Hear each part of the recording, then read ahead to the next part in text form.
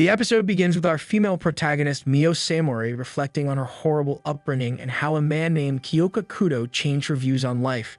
She saw herself in the past crying under the tree. She was in pure agony. She was beginning to lose hope. Everything she did just felt wrong. But that all changed when she met him. Miyo was a great person, but her shyness and clumsiness often led to larger problems as she spills her sister's tea. Her stepmother states that she's about as incompetent as her biological mother and goes on to call her ratchet. To which the Milo's father replies, saying it's all in the past and nothing can be done about it. Little did they know, but Miyo was secretly listening in another room. Later that day, a man in a black gown, his spirit guide, arrives bringing gifts to there for the peasants of the home. He claims to have been sent here to have a meeting with Shinichi. In the meantime, two girls are doing the washing under the afternoon sun when out of nowhere they are scolded for working too slow and talking too much. As the camera pans across to Kaji watching Miyo as she tends to the yard, commenting on her hard work and how it's bringing such a refreshing change to their surroundings.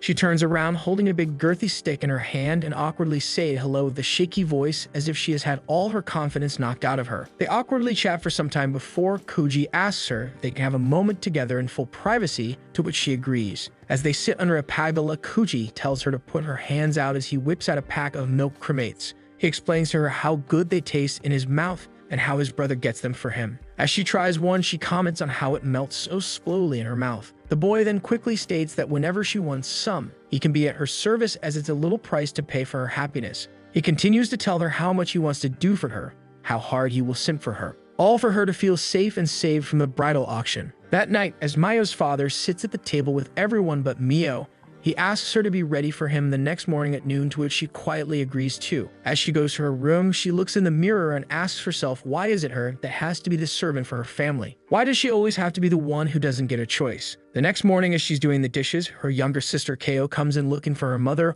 only to find Miyo on her knees working hard. She laughs and tells her that she's covered in filth and to never let any visitors see her face, as she's an embarrassment to the family. This leaves Miyo feeling weak and helpless. Once again, Kaji interrupts Miyo as she cleans again, but this time is a little less energetic. Instead, he looks concerned. He tells her that he's here to meet with her father, but he must move on immediately not to be late, to which Miyo looks confused. Later that day, while walking through the corridors, Miyo begins to have flashbacks of her father's comments. She can't stop thinking negatively about the arranged marriage, but thinks if it's with Kaji, it will be perfect. But little does she know, her worst nightmare has become reality. Her sister Kaya has been granted marriage to Kaji instead, as the family think it will bring much more respect around the family name.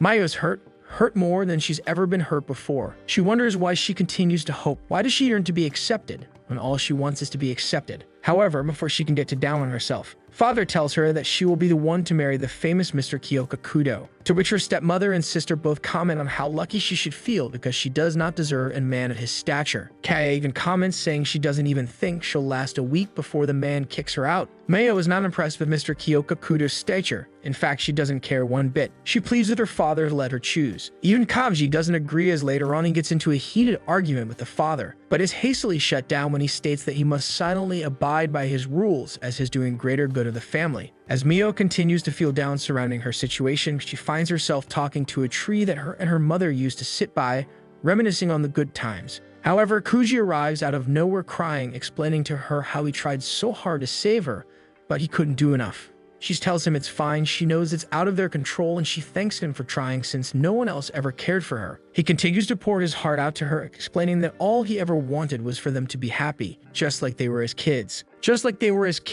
But Kaya rudely interrupts, telling Kuji to come inside and to get away from Miyo. The next day, Miyo stands and bows to the front of her house to pay her respects. She reflects upon all her memories as a child and the happy times when her and her mother would play together for hours. But unfortunately, she must move on and leave behind all she's ever known. As she makes her way to meet her new husband, sad music is played to emphasize Miyo's loneliness and helplessness. She eventually arrives. Her stop, to her surprise, is in the middle of the forest. However, after searching for some time, she arrives at the door of Kiyoka home. She is greeted by a servant of the home who excitedly tells her that they have been waiting for her to arrive. The big moment has arrived. It's time for the bride and groom to finally meet. After entering the room, she pays her usual respects, to which he scoffs at. He asks her how long she intends to stay that way. She immediately apologizes, as that's all she's ever known. However, Mr. Kiyoka Kudou tells her she does not need to apologize, as she has done no wrong. As she looks up, she is speechless. Her eyes widen and she thinks to herself that the moment she saw him,